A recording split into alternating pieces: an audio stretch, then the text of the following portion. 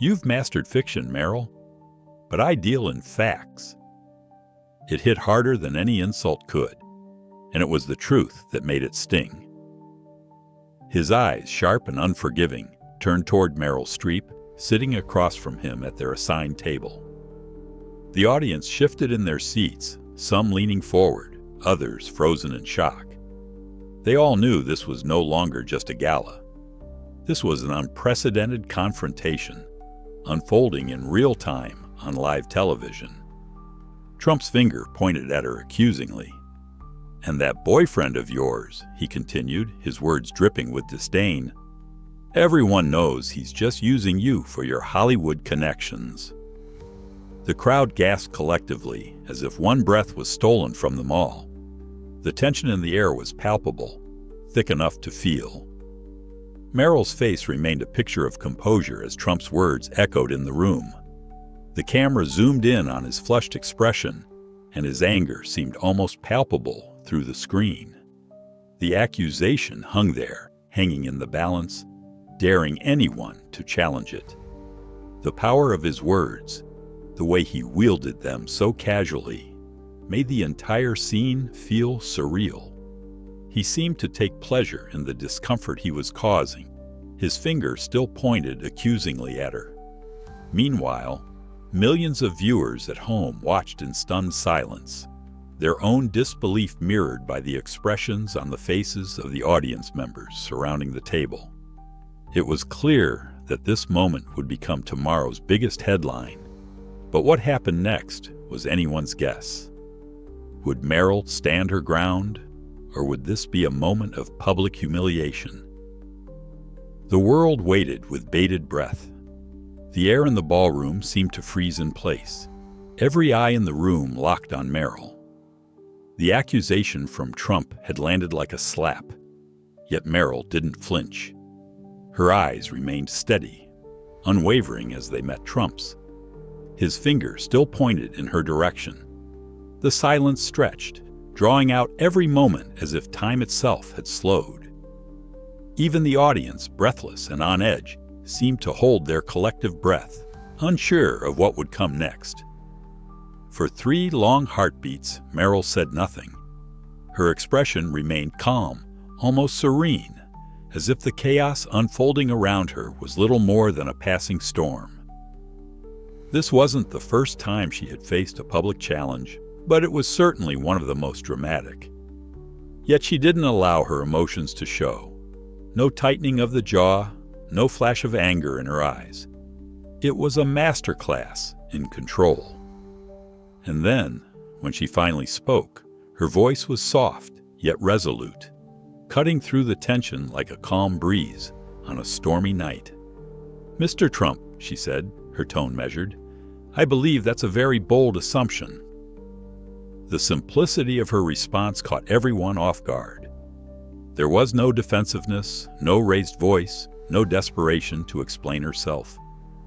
Meryl's words were not a rebuttal, but an acknowledgement of his accusation, paired with a subtle challenge. She wasn't angry. She wasn't rattled. She was simply reminding him, and everyone watching, that her worth could not be so easily diminished by his reckless assumptions. The composure she exhibited in that moment sent ripples through the room. Some of the audience members exchanged glances, a few even nodded, recognizing the strength it took to remain so poised under such intense scrutiny. In that silence, Meryl had turned the tables, taking control of the narrative without uttering a single word of offense.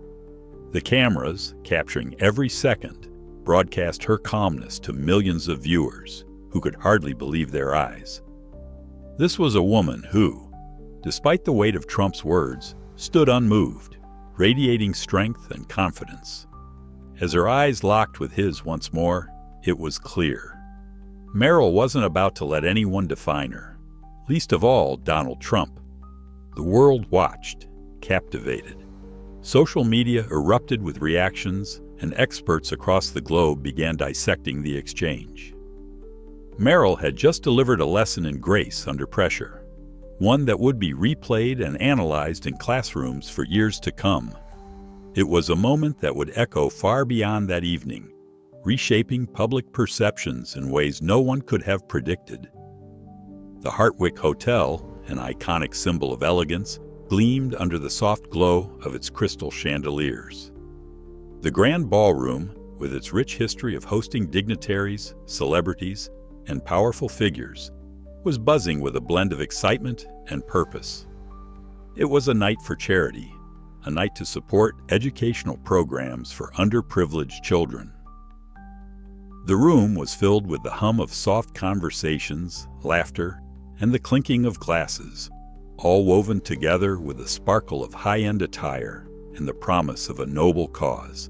But even amidst the glitzy atmosphere, there was a distinct sense of purpose in the air. Celebrities, politicians, and philanthropists gathered, each with a personal interest in raising funds for the education of the next generation. The event had been carefully orchestrated, every detail designed to leave guests in awe, while the real aim, the children, remained the center of attention, albeit in the background. It was at this moment that Meryl Streep made her entrance, and in a room brimming with extravagance, her presence was striking in its simplicity. She wore a navy blue gown that spoke of elegance without shouting for attention. It hugged her figure perfectly, yet was understated, just as her approach to life had always been. Her silver hair, styled in soft waves, framed her face, adding to the quiet grace with which she carried herself. Where others moved through the crowd in clusters, their laughter loud and purposeful, Meryl's movements were measured and deliberate. She didn't demand attention. Rather, she exuded a quiet strength, as though she was at ease in her own skin. She paused to speak with the catering staff, remembering a young woman's name from last year's event and asking after her acting classes. Those who were lucky enough to know Meryl were not surprised by this interaction. Despite her status as a legendary figure in Hollywood, she had always been known for treating everyone with the same level of respect, whether they were an industry giant or a young worker just starting out. Her genuine interest in people was a rarity in an industry built on status and appearances. Where others saw a room full of opportunities, Meryl saw individuals with stories, each deserving of a moment of acknowledgement. She was a rare gem in a glittering world, and tonight, her authenticity would shine brighter than any diamond in the room. The atmosphere shifted noticeably when Donald Trump made his entrance some 40 minutes late. His arrival was anything but subtle. Flanked by an entourage of assistants and security personnel, he moved through the room like a force of nature. Every head turned as he made his way across the ballroom, his presence as bold as his trademark red tie. His confident stride and booming voice echoed as he greeted select individuals, shaking hands with firm authority and offering practiced smiles. There was no mistaking his arrival. It was an event in itself. The room buzzed with a mixture of curiosity and awe, conversations briefly halting as people watched Trump navigate the room, his larger-than-life persona making waves in his wake. The seating arrangements had placed him directly across from Meryl Streep, only separated by Gloria Steinem, the feminist icon, who couldn't help but observe the unfolding dynamic with a knowing look. She knew, as everyone else did, that this evening would not pass without some form of tension between these two well-known figures. Their ideologies, after all, were worlds apart. As Trump took his seat with his usual air of authority, he gave Meryl a quick nod, his tone cool and dismissive. "Mr. Trump," she replied warmly, her voice steady. She extended her hand, a gesture that spoke of both recognition and a desire to keep the atmosphere cordial. "I believe we met briefly at the governor's ball in 2005. You were discussing a development project in Manhattan." Trump's eyes flickered with surprise as he shook her hand, his initial skepticism melting for a moment. "You have a good memory," he said with a hint of admiration. though it was quickly followed by his signature smirk. Most actresses only remember their lines. Meryl smiled, unruffled. "I find people far more interesting than scripts," she responded with genuine interest. "How is your family?" Her question, simple yet sincere, seemed to disarm him, and for a moment the conversation veered into less contentious waters. But as the evening progressed, their interaction would quickly spiral into more heated territory. What began as a polite exchange soon gave way to a clash of ideologies, with each person seemingly determined to defend their viewpoint. And though Trump's confidence remained unshaken, Meryl's composure stood strong, a calm anchor in the storm that was brewing at their table. If you're enjoying this story, don't forget to subscribe for more bold showdowns and unexpected twists. And hey, where are you reading from? Let us know in the comments. As the first course was served, a delicate butternut squash soup with truffle oil, the conversation shifted naturally to the evening's charitable mission, raising funds for educational programs aimed at underprivileged children. Trump, always one to voice his opinions, didn't hold back. He stirred his soup absent-mindedly, his tone dismissive as he spoke. "These programs are well-intentioned, but throwing money at broken systems doesn't fix anything," Trump remarked, his voice thick with conviction. "These kids need discipline, not coddling. It's not about pampering them or giving them participation trophies. It's about toughening them up, teaching them how to stand on their own feet." Meryl, who had spent time visiting several of these programs, gently entered the conversation, her voice calm and firm. "I've had the privilege of seeing these programs in action," she said. "What struck me most was how they adapt to each child's unique needs. One size rarely fits all, especially in education." Trump waved his hand dismissively, as if dismissing her point entirely. "That's the problem with liberal thinking. Too much customization, not enough standards. When I was coming up in business, nobody tailored the world to suit me. I had to rise to meet the challenges, not have them adjusted to make me feel better." Meryl met his words with a composed look, but she was not easily swayed. "Different journeys require different paths," she replied, her tone still measured, though there was an unmistakable firmness in her voice.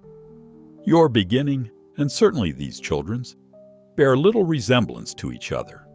Success is not a one-size-fits-all formula." Trump's eyes narrowed slightly, but he remained unmoved. "Success is success," he countered. "Either you have what it takes or you don't. There's no room for excuses. You either make it or you don't." Meryl leaned in slightly, her expression thoughtful yet resolute. "And what does it take, Mr. Trump?" she asked. "Is it just guts, brains, and backbone? Or is there something more? Something that goes beyond just the pursuit of success?" Trump didn't answer immediately, the conversation hanging in the air as a ripple of tension spread across the table. The atmosphere grew increasingly charged as the ideological gulf between them deepened. Around them, the guests at neighboring tables strained to listen, eager to witness the unfolding clash of two powerful personalities, one driven by a belief in merit and strength, the other rooted in a deep understanding of individual circumstance and compassion. The tension at the table had reached a simmering boil by the time the main course, seared duck breast with wild mushrooms, was placed before them. Trump, gesturing with his fork, launched into a familiar tirade. "Hollywood has become a circus of feelings. Everyone's a victim. Everyone wants applause for just showing up. What happened to grit? To celebrating winners?" Meryl, sitting upright, unshaken, dabbed the corner of her mouth with a napkin before replying. "Stories about hardship aren't about glorifying victimhood. They're about transformation. They show us how people grow, how they overcome, not just to win, but to understand themselves and others." Trump smirked, leaning back in his chair. "You know what transformation looks like to me? Success, wealth, power. I built an empire. I've got a beautiful girlfriend half my age. That's real success, not these sob stories people keep selling. There was a faint clink of silverware from the next table. Conversations were slowing down as guests tuned in, sensing that something far more compelling than dinner was unfolding. Meryl turned slightly toward Trump, her expression serene. "If success is just power and possessions, then it's fragile," she said softly. Yet every word carried weight. The kind of success that lasts, the kind that matters, isn't about what you hold over others, but what you help them rise to. It's how you use your influence to make space for people who've never been given a chance. Trump opened his mouth to respond, but paused, caught off guard by the unexpected stillness around them. The guests were no longer pretending not to listen. Even Gloria Steinem, seated between them, tilted her head slightly in admiration of Meryl's words. The moment stretched, not into awkwardness, but into something more profound, a collective pause. Trump glanced around and seemed to notice, for the first time, that the room wasn't laughing with him. Meryl didn't gloat or smile. She simply turned back to her plate, her point made not through volume, but with an unshakable grace. And for the first time that evening, the spotlight shifted, not toward spectacle, but toward substance. Just as the air thickened with the weight of Meryl's final words, the gala host took the stage once more, tapping the microphone gently. "Before we continue tonight's program," he said, glancing toward Meryl's table, "we have a special acknowledgement to make, one long overdue." The lights dimmed, and a large screen behind the podium flickered to life, displaying candid photos of Meryl over the past several years. She was seen sitting cross-legged on classroom floors, helping a child with a science project, leading art sessions, and laughing warmly in group photos with students.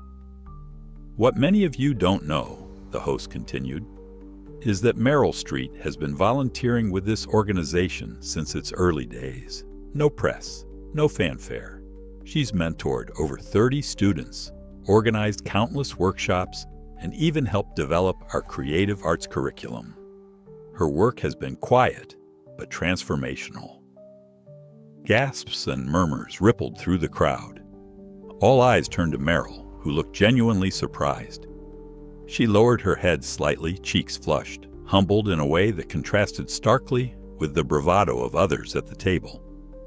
Then, the real moment arrived. A side door opened, and a line of teenagers dressed smartly and holding single roses began walking toward her table. One by one, they stepped forward, each placing a rose in front of Meryl and sharing a few heartfelt words. "She believed in me when no one else did. She taught me that my voice matters. She stayed late every Thursday just to help me finish my college essays." Tears shimmered in the eyes of many in the room. Even the typically stone-faced donors seemed visibly moved. Donald Trump, who had lounged comfortably earlier, now sat stiffly. His confident smirk had vanished, replaced by a distant, almost puzzled look. He clapped, mechanically, slowly, unsure how to position himself in the wake of such genuine reverence. Meryl thanked each student quietly, rising only to hug the last girl, who whispered something that made her eyes glisten. It was clear. Meryl's influence wasn't about fame or fortune. It was lived, earned, and remembered in the hearts of those she had quietly lifted. The roses on the table said more than any monologue ever could. As the final speeches wrapped up and the glittering chandeliers dimmed for the night, there was a quiet shift in the air. The applause had faded, the last violin note had settled, and guests began gathering their coats and farewells. Amid the rustling of silk and murmured goodnights, Donald Trump stood alone by the edge of the ballroom, watching Meryl as she exchanged final hugs with the teens who had honored her. Then, with none of his usual bluster, he approached. Gone was the swagger. His steps were slower, his face no longer holding the self-assured smirk he had worn like armor all evening. When he reached her, he didn't lead with a quip or a boast.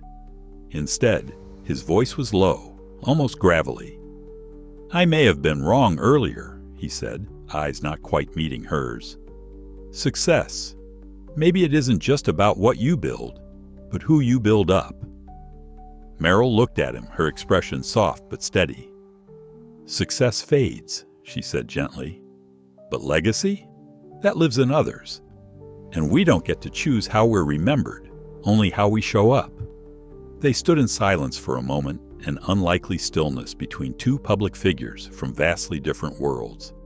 Then Donald offered his hand. She shook it, not out of victory, but in understanding. Months later, headlines took a surprising turn. A photo emerged of Trump sitting in a circle with teenagers at a community center in Queens, listening intently as a girl explained her business idea. Another article detailed his quiet donations to youth entrepreneurship programs. There were no camera crews, no grand announcements, just moments of showing up. It was subtle, but real.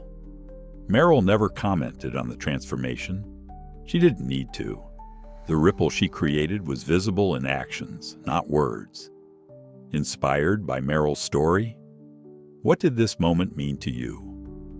Leave a comment below. And if you want to see more powerful stories like this one, don't forget to like, subscribe, and share. Your voice matters.